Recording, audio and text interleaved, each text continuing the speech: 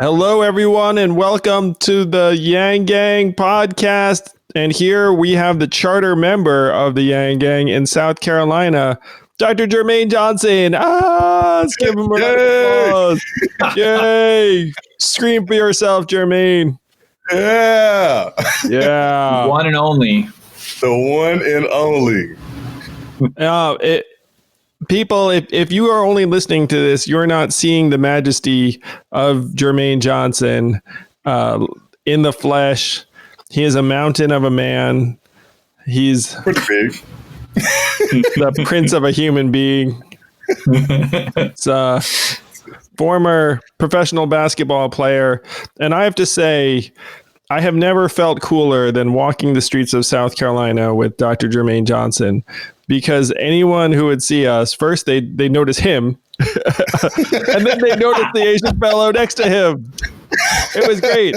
You're like a real life beacon, Jermaine, and you are a real life beacon of hope for the people of South Carolina because you're running for the state capitol. Yeah. Media district. Yes. Yeah. I'm doing what I could do, man. I'm just trying to be the positive influence for my people, man.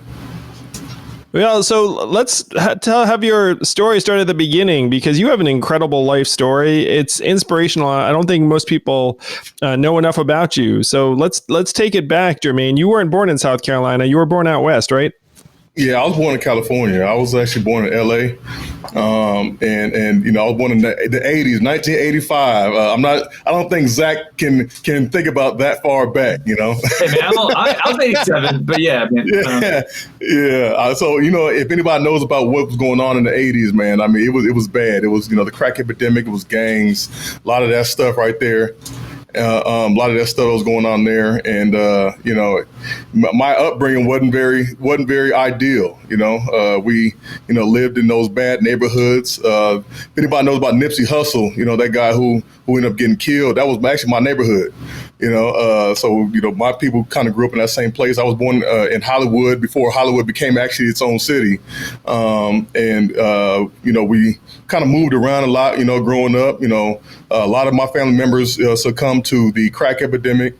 I lost a brother who had actually ran away from home, and he went back to Minnesota, where his other twin brother was at. And the guy that actually helped him get back to Minnesota actually is the one who shot him in the back and killed him. I've had some crazy things. Yeah, that's insane. How old were you when that happened? I was 4. I was 4 when that happened, and the crazy thing about this is that's the first memory of my life. The first very memory of my life is I remember my brother. He was getting disciplined by my dad for whatever reason, and then I saw him leaving the house and like walking down the street into the sunset in California. That's the last time I ever saw him. How old was he? Memory. He was 17. Wow, that's terrible. And then, so how did you find out about what happened to him? You were 4 years old. How did you get that news? So I kind of grew up, with the story, hearing it from my family, hearing it from his twin brother. As recently as like last year, I've been working on my second book, and it's the book on my life. And in that book, I was detailing my first memory, and I said, man, I need to get some more information on this situation. So I called my brother, and he said, hey, give me some information about who was the guy that killed him, what happened, and all that. So my brother told me who the guy was. I found the guy on Facebook. I sent the guy a message on Facebook, and the guy sent me his phone number, and I had a conversation with the guy who killed my brother. I take it he spent time in prison? Yeah, but he only spent about 6 years in prison. So when I looked him up on Facebook, I wanted to know, like, what did this guy, did he repent? Did he change his life? Is he worthy of my forgiveness for what he did to my brother when he was, when they were younger? So, I looked him up and I sent him a couple messages, and, we got on the phone, and, I cried my eyes out, man. I cried and cried. I cried for about 20 minutes on that phone with the man who killed my brother, man. Like, I just cried, trying to ask him why, what happened. And, he gave me his whole version of the story.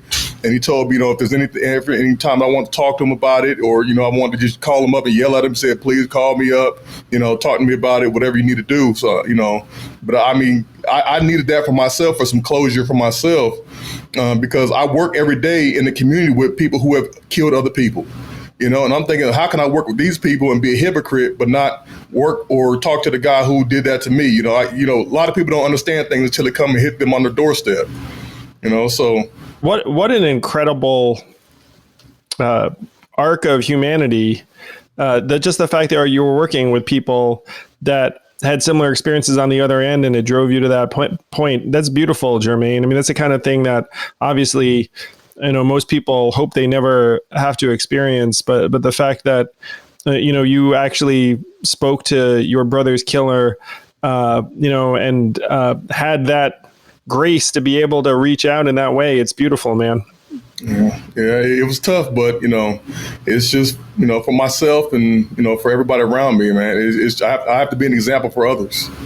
Well, you certainly are that. So after a very, very rough childhood in Los Angeles, it seems like you went through a lot of things between then and now being in South Carolina, a family man, kids, and running for office. So what happened next?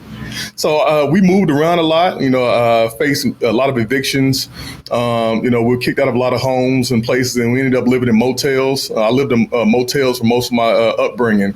I lived in a Motel 6. I haven't stayed in a Motel 6 since we lived in one, because obviously I don't want to stay in one ever again, because I lived in one. So I went from all of that, going through the situations. This podcast is not sponsored by Motel 6, obviously. It's not.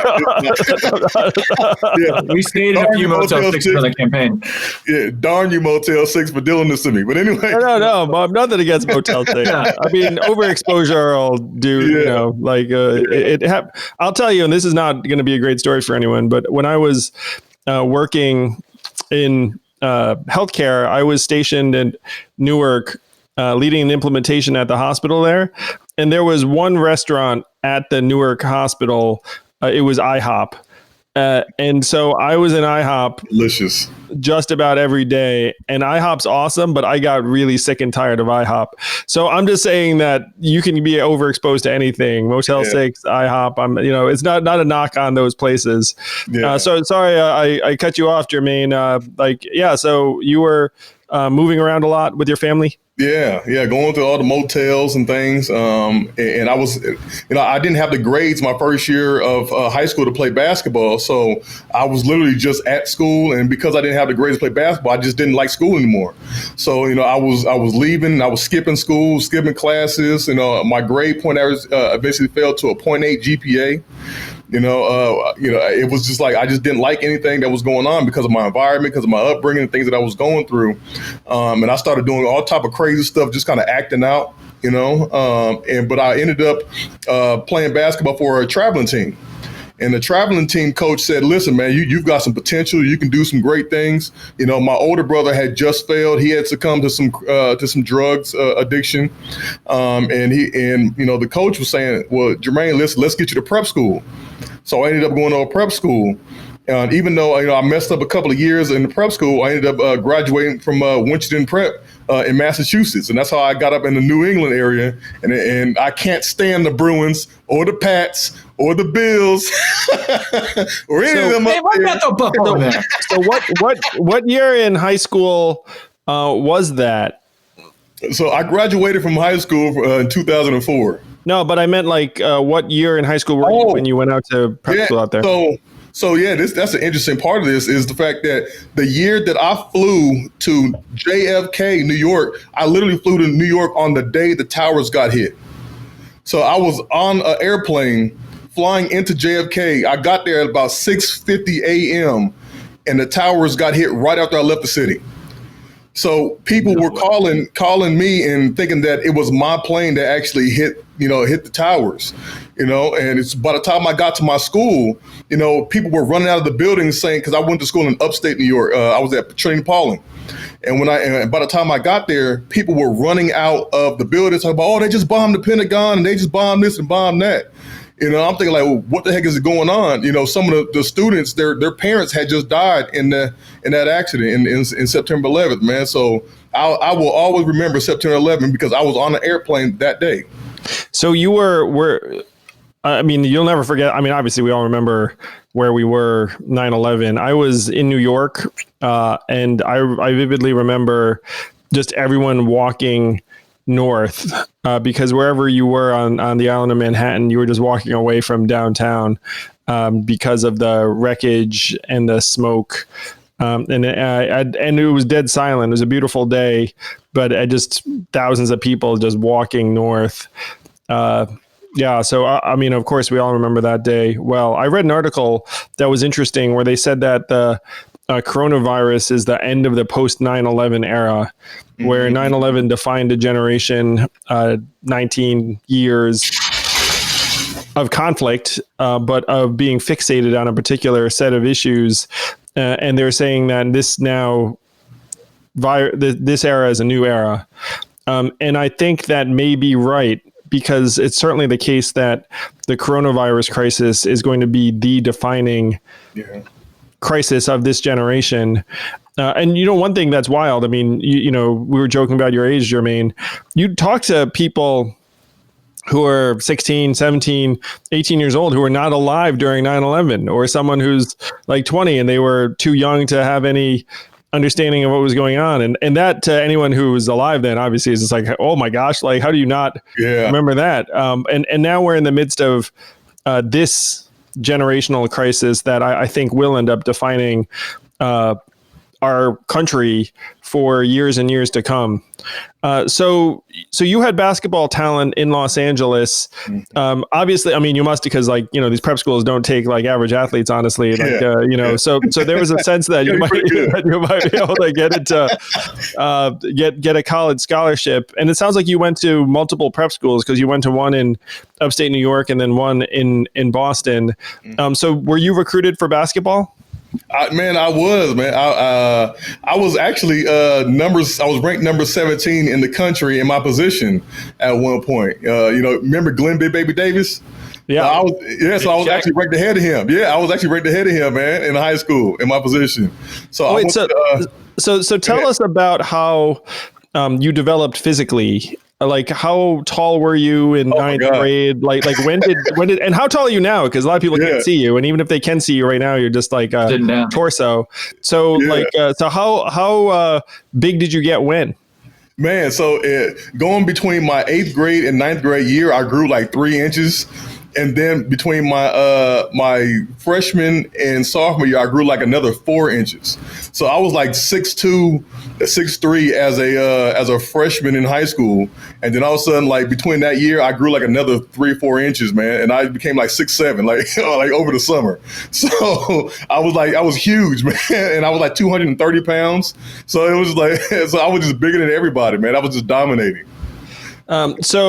Was basketball the clear sport for you? Because I imagine if you're a 6'7", 230, some like football coaches are like, "Ooh, yeah, come on in." They were drooling all over me, man. Like football is what everybody wanted me to play. This is what everybody thought I was going to play, because I'm just a big guy. I've always been a big guy. So football was actually my first sport. But the thing is, I was so big as a kid that I joined football to play with my friends, but my friends were a lot smaller than me. So they were in like the peewee, and they put me in like the junior stuff. So I'm like 9 years old playing with like 16-year-old teenagers. And when I go to practice, they're just tearing me up, man. They were like they were hitting me so hard, man. And I was man, they're like 16. Yeah. You're 9. So halfway through the season, I got in trouble at school on purpose, because I was hoping my parents were going to say, you know what, you're off the team. But they didn't. They still tried to make me go to practice. So after that point, I was like, man, listen, I just don't want to play anymore. I quit. So I didn't play football anymore until like my sophomore year of high school. I played for like 1 season, and I still was like, man, at that point I was too tall, and everybody was just diving at my knees. And I'm like, man, I'm just done with this, man. This sport is for gladiators. So when they did stick you on the football field as a high school sophomore, it sounds like, what position did they have you at? Hey, defensive end. That makes sense. Yeah, you'd have been a giant, man. And I was nasty too. I'm saying I was good, man. I was good. I actually had about 4 different colleges that were recruiting me. I went to Texas A&M on an unofficial visit. I had Missouri talking to me. I had UMass. I had matter of fact, when I got to college, the Saints came to one of my games, and it was like, they talk about me going to the combine, man. So I mean, like, That's what they started wanting the ex-basketball players. So you were 6'7", 230. And so when you talk about position, you're a power forward? Yeah, I'm power forward. Yeah. So when I went to college, I actually gained an additional 20 pounds. So I went up to 250. So, and I had like 7% body fat, man. So it was just like, oh my God, this guy's a freaking beast. So did you get recruited straight out of prep school to Charleston, or was there another step? Yeah, I got recruited. I was highly recruited. I was talked to by like Georgetown and Boston College, and like I said, A&M came up there for basketball. Also, I had Long Beach State, New Mexico State. I had a lot of schools that were actually recruiting me to come play for their schools. But the thing is, so I'm gonna tell you how Charleston got me. Charleston lied to me, man. But I love it, but they lied to me. So they got me on a visit. And they told me, they said, listen, Jermaine, South Carolina is just like California. We have palm trees. We have beaches. We have beautiful weather. We have women. We have all this stuff. So they told me all this stuff to try to lure me down. That's the recruiting process, obviously. And I said, all right, you know what? I'm coming. I'm coming down here. As soon as I got down here, there was the biggest tropical storm in 2005. And I said, this is absolutely ridiculous. I was like, man, this isn't California, man. But, that's how they got it. They lied to me, man. They sweetened the deal up. So You played against Seth Curry when you were there? I did play against Steph Curry, man. Yeah. How bad did he school you? Like what? Did you try and guard him? How'd that work? No, so you talk about me guard him. So if you look at the Sports, I wish I had it with me. There's a Sports Illustrated issue. I've seen this photo. I want to put it up. We'll get it on this video if we can. Yeah, with me guarding Steph. Yeah, and if you go back, that actual video clip is on YouTube. And he did not score on me on that play. And that game, we actually beat them. We actually beat them that game. So that was the year when they were going to beat Jerry West's record, his all-time record from like college wins or something. And Dick Vitale was at the game, and Dick Vitale was calling the game. And we beat them at the buzzer, man. We blocked his shot at the buzzer to beat him. Yeah, so we whooped him, man. 2 times that year. So then you have a different process down the stretch of your college career and wound up playing overseas. Is that right? Yeah, so I actually ended up graduating from College of Charleston, and I got drafted in the 6th round in the NBA D-League. So my affiliate teams were the Sacramento Kings and the New York Knicks. But before that, I worked out for like Houston. I worked out for Houston for some scouts in Houston, and then I ended up playing for the Reno Bighorns for a little bit, and then ended up going overseas. I had a guy who was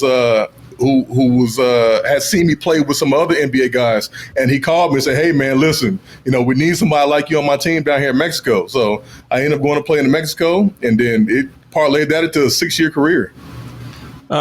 So D-League, Mexico, where else? Go ahead, list the places. So from Mexico, I went to Portugal, and then Portugal, I went back to Mexico, then Brazil, then back to Mexico, and then Canada, and then back to Mexico.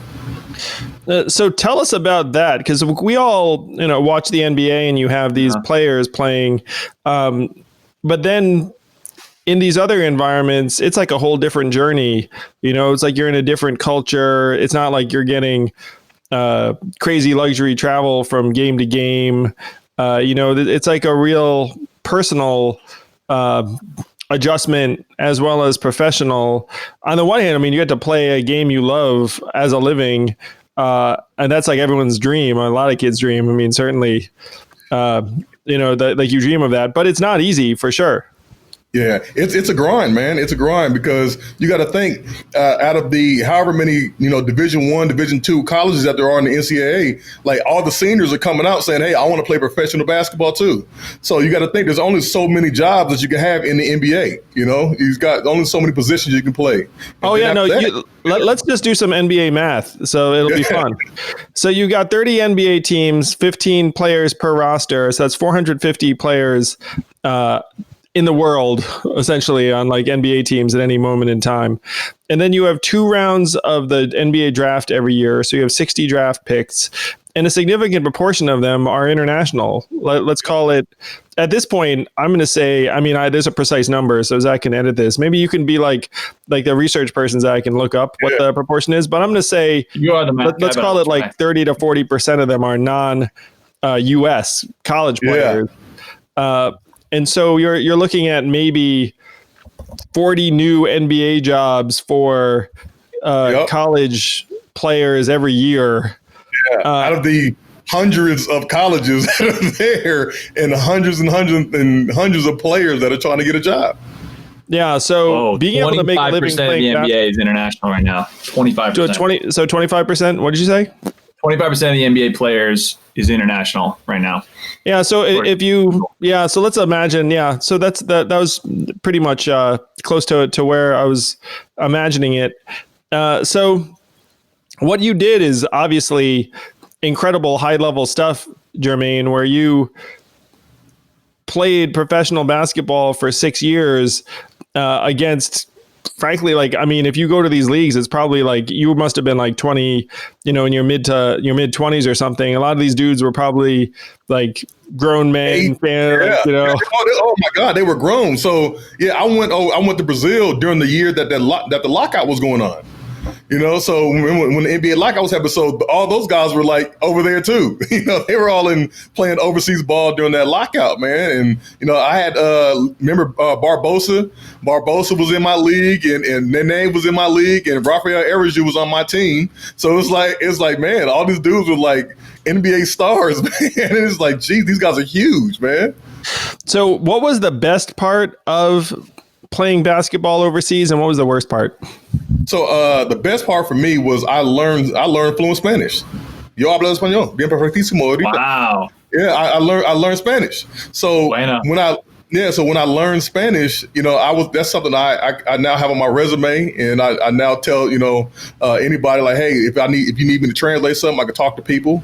But the worst part about all that stuff was literally the waiting every year for a call from your agent to say, all right, I've got a new contract for you. Because literally every year you have to wait. So you're going home, and you have to wait for NBA teams to pick up their players, so that everybody who doesn't make an NBA team goes to the top overseas team, and everybody who doesn't get the top player from the NBA from the overseas team, they get the next best player, and the next best player, the next best player. So it's like a whole ranking system that goes down. So you're literally just waiting around unless you want to kind of undercut and say, hey, all right, well, I'll take a significantly less amount of money, just so I can get on the team and sign this contract immediately. So it's just that whole waiting game.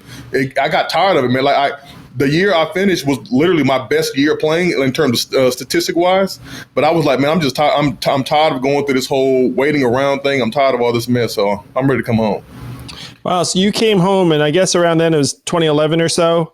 And then you somehow became Dr. Jermaine Johnson, which I assume must have happened around this time.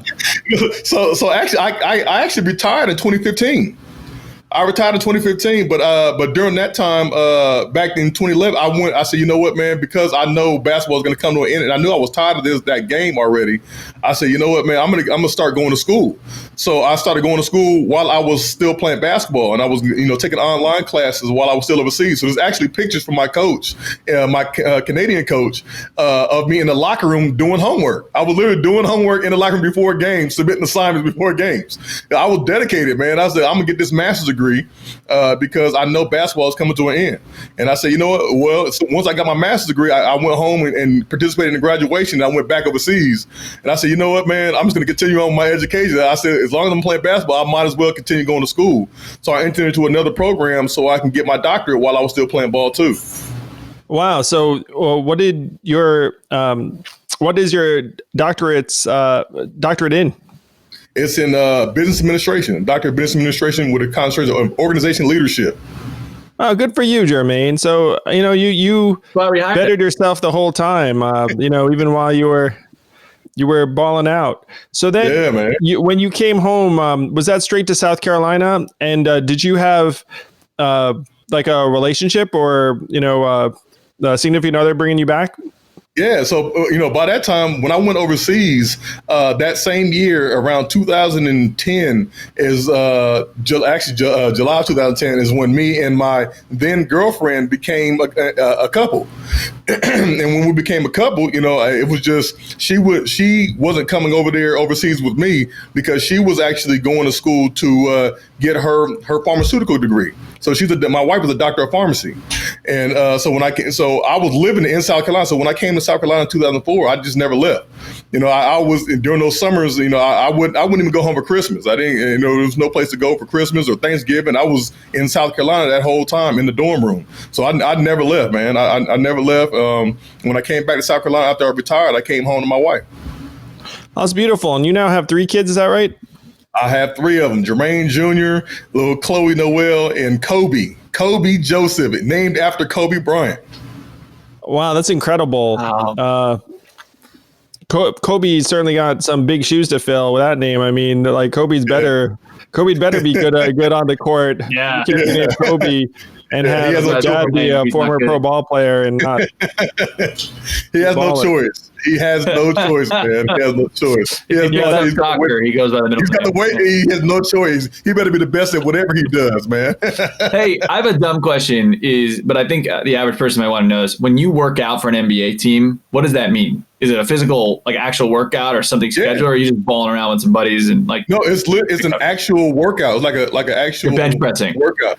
Yeah, no, it was that too, but it's more like, all right, we're gonna have you do some drills. It's like doing in different drills, NBA drills, shooting drills, pick and roll stuff, pick and pop, all that different type of basketball terminology stuff that you would do, and they're kind of evaluating you during your little workout session. So, I did a lot of that stuff. I did a lot of working out all the time, man. Yeah, I worked out with a lot of NBA guys, man. A lot of NBA guys. I worked, man. Before James Harden became James Harden, I was working out with James Harden. Pre-beard. Yeah, pre-beard, man. Pre-beard, him and Kevin Love and DeMar DeRozan, and all those guys, man. Remember Taylor King from Duke? Yeah. Yeah. Okay. So I used to go hoop with all those guys, man. Wow. So you retired from basketball in 2015. You're in South Carolina, and how did you progress from returning to now running for office? Man, it was crazy, man. I was trying to figure out what was going on, what I was going to do after basketball. I was doing some marriage counseling with my pastor and my wife. And my pastor, he actually decided to take me around. He kind of took an interest in me. And he took me around the city and showed me some of his businesses. And he said, Jermaine, listen, you can, you have all the potential in the world. You can be who you want to be. You can do what you want to do. And, right when he said that, I literally did like this light bulb went off in my head, and I like ding, that light bulb when they see it, like light bulb went off, and that's when I got the idea to start my nonprofit organization. And after I started my nonprofit organization, it just kind of catapulted me into like everything else that I've been in. I ended up doing some stuff in my community, and Representative Joe Neal, he actually saw me at one of these things speaking to the sheriff's department, and he said, Jermaine, listen, you're the exact type of leader we need. You're the future, and I love what you're talking about, and I'd like to talk to you about some things. And he became like a mentor for me, and from there I became the Richland County Recreation Commissioner. I became part of Democratic Black Caucus. I became a Clyburn Fellow. I became part of the Richland County Democratic Party. I got put on all these different positions like right from there. Most importantly, you became campaign chair of the Yang Gang in South Carolina. That is the most important story, man. Yeah, that's what it was all leading up to. So we should talk about how we met. Yeah. And the fact that I show up in South Carolina and Jermaine's there and already working on our behalf. I was like, who the heck is this awesome guy? And like, is this too good to be true? I mean, that's really what I was thinking. Yeah. Hey, man, I was a diehard fan, man. So y'all know, so with the stuff that I've been doing with my nonprofit, I was in workforce development, and I was working for some people. So I was seeing the effects of automation before I even knew about Andrew, man. Like I was seeing the stuff. I knew exactly what he was talking about. So when I was, in my politics stuff, I was researching candidates to see who the heck I was going to support. And I came across Cory Booker, and I was like, man, this guy Cory Booker, I love the way he talks, man. He's awesome. Like the way he speaks made me feel good. So I was thinking, I said, but who else does that, man? Donald Trump talks to his supporters the same way, and they make him, he speaks to their feelings and their emotions. And I was like, oh man, I can't be like that. So I said, let me do some more research to actually look at the problems. And I came across an Asian guy who wanted to give everybody $1,000 a month. And I was like, holy shit. I was like, oh man, it's awesome. I said, let me see who this guy is, let me look him up. This was 2018? Was it? Yeah. Yeah, it's like 2018, man. And I looked him up, and I said, man, let me do some research on what he's talking about. I read the book and everything, and I was like, oh my God.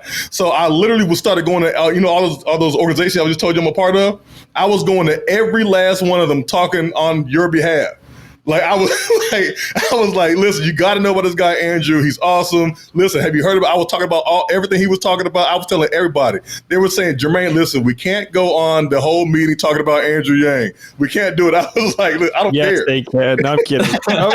This is incredible. Yeah. So yeah, you guys can tell why I was like, holy crap, this is too good to be true. Like you meet Jermaine, and Jermaine knows everybody. Everyone likes him. Everyone admires him. And he'd already been doing groundwork on our behalf before our first trip to the state. So thank you for being such an incredible champion from literally before day one. Oh, absolutely. I mean, my thing was I wasn't going to work for a candidate that I didn't believe in. And I truly believed in you. That's why, and I'm not even going to lie. Like I had phone calls from other campaigns trying to steal me off, man. And I was like, and then they were offering me a lot more money. But I was like, I'm sure they were. Yang Gang knows. It's like people were not on the Yang campaign for the Boku bucks. So thank you for turning down the Bloomberg campaign. No, I'm kidding. Back in the early days, man, it was like, when I first saw y'all, I want to let y'all know, like I was freaking starstruck, dude. Like I was like, holy crap! I was like, it's Zach, it's Andrew. Oh my God, I was starstruck, dude. So when I gave y'all that bear hug, man, it was genuine, man. I honestly was like, listen, I will work for free. Like I was like, I don't care. That's why I was like, I said I need to make this trip as memorable as possible for them, because I want them to know how much I care and how dedicated to the movement I am. And Andrew, I want you to know, man, listen, you almost got me in some trouble. Nice. How'd I do that? What'd I do? Yeah. So Mayor Benjamin, right? So I was gonna set up a meeting. Yeah, I was gonna set up a meeting for you, right? And you all had canceled the first trip that you were coming to South Carolina. And because you had a town hall set up, but nobody told me that y'all had this town hall. So I was mad as hell. I was so mad. I was like, oh my God, because I was stalking the mayor, saying, hey mayor, I need you to meet this guy. Man, I'm sorry about that. I'm sorry I got you into trouble. It's cool. I understood after I found out it was a town hall, but the mayor literally changed his scheduled plans to meet with you that first time. Thank you for doing that. I confess, and on the campaign too, I confess, I never had any idea what the what was like. I mean, I got to say, it was very odd running for president, where you would be like, shrug, okay, and then you go someplace or don't go someplace, and then you find out that there are all these ripple effects. And and as like a fairly normal dude, I'm just like, oh gosh, like I feel terrible about that. So thank you, man. And I feel bad after the fact. I'm like still probably not fault, Andrew. Well, one of the hardest things. Let's blame Zach. Screw this, man. Zach, damn it, Zach, you got me in trouble, man. You're right, man. Yeah, it wasn't me. I'll tell you, one of the things we struggle with early on was and this is a balance on any campaign, like managing the candidate's time. And you have so many people with their hands in the pot, and you're trying to create great events, and as someone's putting in political capital to make it happen. And if you don't communicate really, really well, as we learned, someone like you like sets up an awesome event, and someone like me is out there canceling said event without even talking. Yeah. You jacked me up, man. But it's cool though. I'm glad you all are friends now, and I'm glad we all recognize that it was not my fault. All right, so so two things I like. I was a big wrestling fan growing up, and there was like this wrestler named the One Man Gang. And that's what you reminded me of, Jermaine. You were like a one-man yang in South Carolina before we even got there. Man, for like 6 months, man, I was out here beating the streets. You were a force of nature. The number two, one reason why I admire you so much, I was an entrepreneurship coach for the NBA Players Association, like entrepreneurship seminar for several years. So I've met dozens of former ball players, and I'm friendly with, a number of former ball players, current ball players to some extent. And I have to say, after you meet a lot of former players, you actually feel a lot of sympathy for them.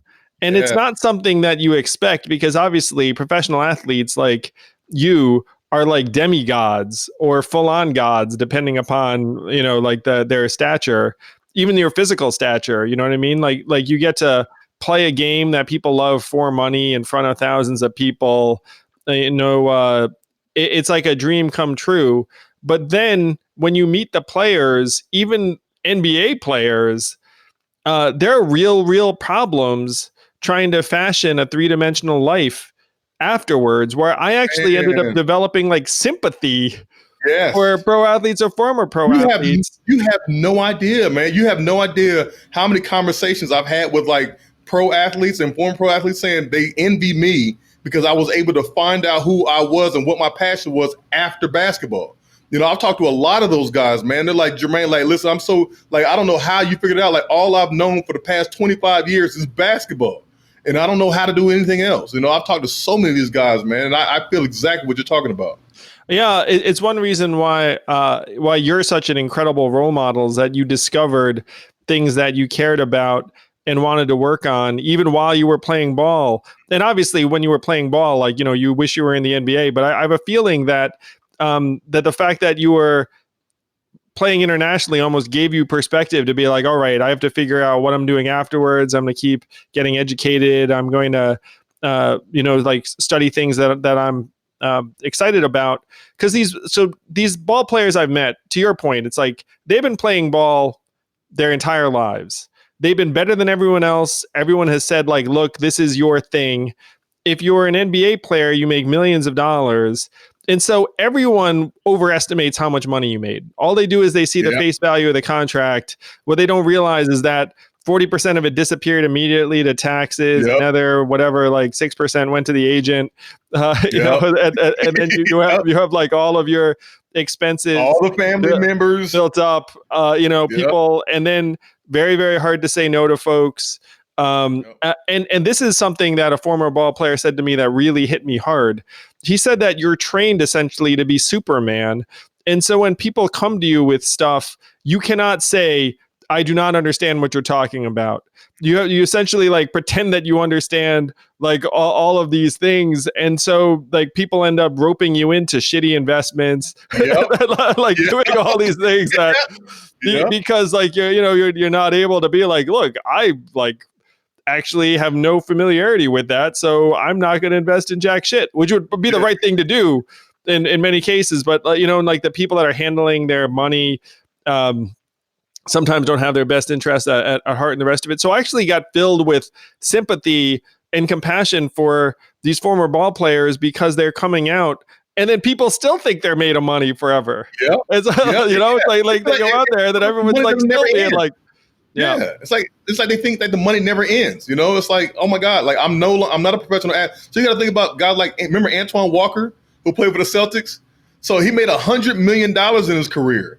And then like years after he left the NBA, because, he couldn't get on any more teams, he ended up playing in the NBA D League after that, trying to get back on, trying to make some more money, because he went broke, man. It's like, come on, there's people need to understand, like, this stuff, it doesn't last forever, man. It comes to an end one day. And if you're not smart about it, it can be gone in a blink of an eye. Yeah, so it's very, very hard for most anyone to make an adjustment of that magnitude. But I think it's even harder when you've been at the pinnacle of a highly visible profession and you're really young. It's Yeah, like, because like you're emerging at this, like you have to reinvent yourself at the age of 35 or whatever the heck it yep, is. yep. And so that's something that I think you're like, it doesn't surprise me that other ball players have reached out to you because like you've clearly found like a real direction and passion in work post your athletic career. Yeah. I've been blessed to have done so, man. I saw so many people fail before me, and instead of looking at people that fail as like, oh man, you need to get your stuff together, I look at it as a lesson. Like, oh man, like that could be me, and then also coupled with my upbringing. No, I don't want to ever be homeless again. I don't ever want to go through that ever again. So let's fix it. Yeah. So that this isn't a way. It's like we talk about humanity first, humanity forward. Like being a ball player, in some ways, turns you into more of a machine than a human. Like you're like showing up, being like, I just got to like deliver this, measure my numbers, like get back in there and like get equipped. And all these people are like treating you like a race car. They're like massaging you, like trying to get everything out there. And everyone prizes you for particular qualities and not like the whole person. So like I've because I'm a big sports fan. I guess most people sense that or know that. But there is this part of me that feels like our sports system is like hyper capitalism to the like highest degree, where it's like you have essentially these warriors who are going to get paid millions of dollars to play sports in front of you, and like you're not allowed to show weakness or vulnerability or like all of this stuff, and then we just exalt these qualities. And these qualities are not the whole person. Like, Jermaine, like there are these famous ball players that have vulnerabilities and anxieties. And I've met now dozens of them coming off the court. And it's very clear to me that many of them are struggling, will struggle. Like, like they don't have oftentimes like the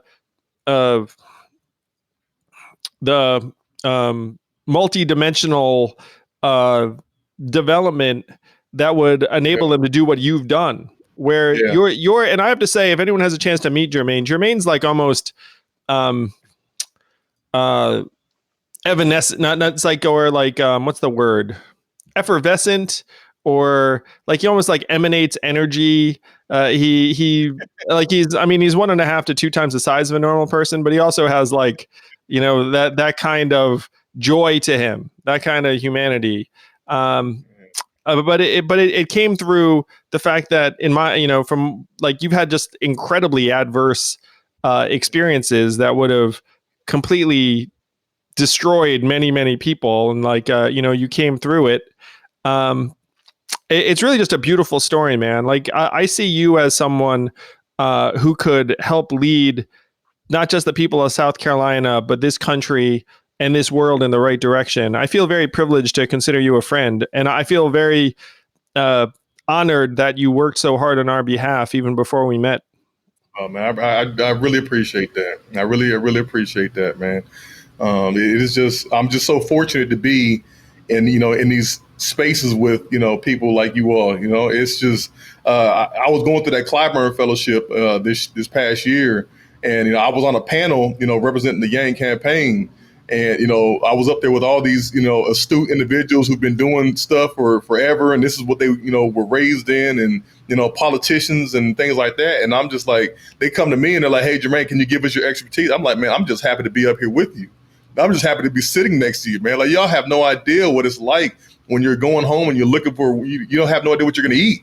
Your lights, you don't have no lights, and you're eating frozen hot dogs on a candlestick. You have no idea what it's like. I'm just grateful to be in the room when people like, and you can ask a lot of the gang members on your Twitter, like they'll say, man, Dr. Jermaine Johnson, when I met him, it was a whole different type of experience, because people are coming up to me like, oh my God, you're Dr. Jermaine Johnson. I'm like, oh my God, it's you. Like, like, yeah, no, that is actually a really quintessential Yang Gang experience, where they were like, I'm just like, oh my gosh, you're you're divine together, or like whatever the person's like, that's Keisha. Yeah. I mean, obviously we like know each other, but, but it is funny. It's like, you feel like you know the person before you met them. Yeah. It's a great feeling, man. I'm just blessed and I'm happy and just ecstatic. Like I'm sweating over here, sitting here talking to y'all. You know what I'm saying? So you kidding, man? I'm sitting serious. I'm just because I know what my life could have been, and I know what it is now. I'm just a humble and appreciative guy, man. I'm really appreciative. But my matter of fact, let me go ahead and say his name now. So y'all remember Barrett? So Barrett. Oh yeah, I love Barrett. Yeah. Barrett's actually in the office right now. So he's actually in the office. Hey Barrett. So yeah. Hey Barrett, what's going on, brother? We missed you too. So Barrett has actually talked about how humble I am because I don't talk about myself a lot, and I don't talk about the different things. I'm just happy to be here, man. Like I'm happy to be here and to be doing what I'm doing. Well, Jermaine, tell us about the race you're in. You're running for state representative of the 80th district in South Carolina, and who's your opponent? You have only one opponent, right? I get that right? So at the last second, some Republican guy has jumped in the race, and we ain't even going to talk about him because we're not concerned about that right now. We're concerned about getting past the primary. So the primary, the individual I'm running against, his name is Jimmy Bales. Jimmy Bales has been in this seat for 20 plus years.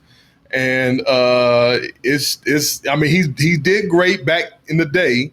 He was actually my mother-in-law's principal at her high school, and so I mean that's how long he's been around in these seats and things like that. He was also a county council member in my county out here in my area. So like I said, he's been around forever, and in recent years he hasn't been able to perform the way that he could because of health issues and concerns and things like that. So it's just time to pass the torch. And, I appreciate everything he's done and all that. But I just think it's time to move forward with new progressive ideas. I mean, he can stay on as an advisor, but let's bring, the wisdom along with some new youth and ideas. Well, certainly you have our full support, and you're going to be an inspirational leader, public, private, personal, for years to come. Thank you for believing in us and the campaign and being such a huge part of it. It's been an awesome journey, and we're just getting started, brother. Yes, sir. Yeah, hey, we're definitely getting started. Hey, Jermaine, just so people know, where can people go to donate? What's your website? They can go to johnsonforsc.com and you can check out all my good stuff. I'm waiting for Zach and Andrew to come to South Carolina before I put some special stuff on my website. I'm waiting for y'all, man. Hey, man. After the pandemic. So this is actually a question. So you, if you just Google Jermaine Johnson, do you come up, or are there others? So there's another guy that plays soccer. I mean, Jermaine Johnson, I was like, I wonder, because that's a pretty common sounding name. But if you Google Jermaine Johnson and then put basketball at the end, like all of my stuff comes up, all of my pictures. I looked at your stats before this. You're not bad. I mean, I'm pretty freaking awesome. Fine. Get out of here, man. I'm still one of the top basketball players in my school's history, man. Whatever, man. Whatever. I believe it, man. They should bring you back. Have they already brought you back to speak? I mean, you'd be inspirational. Yeah, I've been back a few times, man. I go down there every year for different things. The couple of the departments have reached out to me to come down there and speak and do some things. Of course, on Twitter now, they're all sharing all my content and liking everything, and talking about me as like a real example of what your life could be if you work hard. So. Well, you're a role model in so many ways, professional and personal. I can't wait to get down there and campaign with Jermaine. So what's the date on the primary? I might get moved back, obviously. Yeah, right now it's scheduled for June 9th, but it's possible that it can move back to like August or so. But right now it's scheduled for June 9th. We got some good people that are going to be coming out there. Heard Bakari said it's going to get with you, man. Bakari told me the other day, he's like, yeah, I'll do something with Yang down in South Carolina for you, brother. So yeah, we're talking about that. Yeah, I'm glad you're in touch with Bakari. He's a great guy. Yeah, like I'd love to do something with Bakari and you down there. Let's freaking make it happen. Yeah. All right, Jermaine. Thank you for Stay everything safe. you do and stay for your strong. love, man. I'm gonna live strong and hold on. Let me get it up. Live strong and prosper. Oh, look at that. I think it's live long and prosper, but Whatever. but you got it. Maybe we could make it live strong and proper. I think it's a Lance Armstrong thing. I think that I think that shit's taken. Nailed it. Jermaine. Yeah. Stick to basketball. Whatever. You are such an ass. No, you stick to politics, man. Oh God, yeah, I'll do so. You stick to running long shot campaign. Well, I'll tell you what. Yeah. I have a feeling Jermaine's going to be 1-for-1 in his races pretty soon, which is going to be a better record than the rest of us. So we'll be asking Jermaine. That's true, man. We are 0-for-1. We got a redemption coming up, baby. We got the redemption coming up, man. Let me ask you, what's going on in 2024? Put you on the spot. Yeah, I mean, shoot, man, you got to look around. Like, we just got to help get people through this time. You know, I mean, we got a long way between now and 2024. We got to just help people. And then we got to get Trump out of there. I mean, this is such a disaster. God. I get so angry. Right now, you not only don't have a national approach to getting PPE into people's hands, but you have states fighting against each other, and then the federal government outbidding people and then playing favors with life-saving equipment. The whole thing is fucking awful. So we just got to beat that dude. Yeah, but it kind of makes you look like a prophet now, because I mean, it wasn't automation, but it was a pandemic that happened, and now we see what, the UBI's potential is and what it's for. I gotta say, I must have been the only presidential candidate in the field that actually referenced the Spanish flu of 1918 in my stump speech over and over again. Like that. That happened, man. It's like, oh my God, it happened after. It's like, what the hell? So I've gotten so many compliments about you, like in the past month or so. Like everybody has been reaching out to me, like, man, your guy Yang, your boy Yang was right. Your boy Yang. I was like, I know. You're the only presidential candidate to ever run and then get cooler after. Yeah, after he lost. Seriously, you literally have gotten more famous after you dropped out.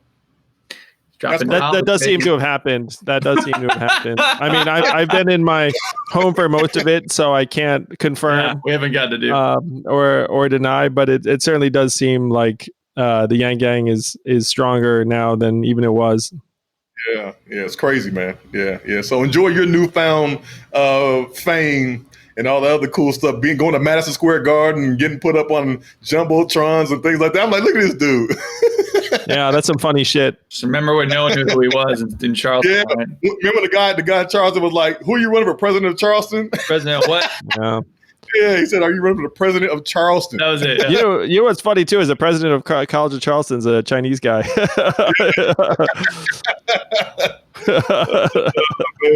Yeah.